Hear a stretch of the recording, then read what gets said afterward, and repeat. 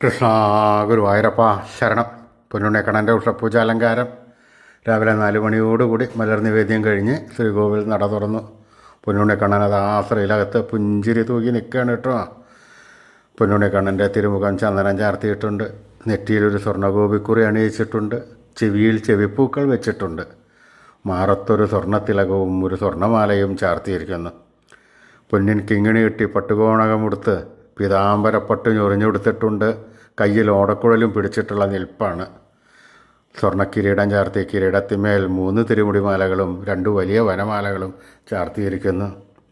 ആ പൊന്നുണ്ണക്കണ്ണൻ്റെ ആ സുന്ദര രൂപം, പുഞ്ചിരിച്ച് നിൽക്കുന്ന രൂപം നമുക്ക് നമ്മുടെ മനസ്സിലേക്കൊന്ന് ആവാഹിച്ചാലോ? എല്ലാവരും കണ്ണടച്ചോളൂ, പ്രാർത്ഥിച്ചോളൂ. ആ കണ്ണനതാ നമ്മുടെ മനസ്സിൻ്റെ ഉള്ളിലേക്ക് അതാ കയറി വരുന്നു. ആ കണ്ണനെ അവിടെ പ്രതിഷ്ഠിച്ച് ആ കണ്ണനെ ഒന്ന് താലോലിച്ചൊരു സംവദിച്ച് ആ കണ്ണൻ്റെ ഒരു മുത്തം കൊടുത്ത് കണ്ണൻ്റെ തൃക്കാൽക്കൽ വീണ് നമസ്കരിക്കാം, പ്രാർത്ഥിക്കാം.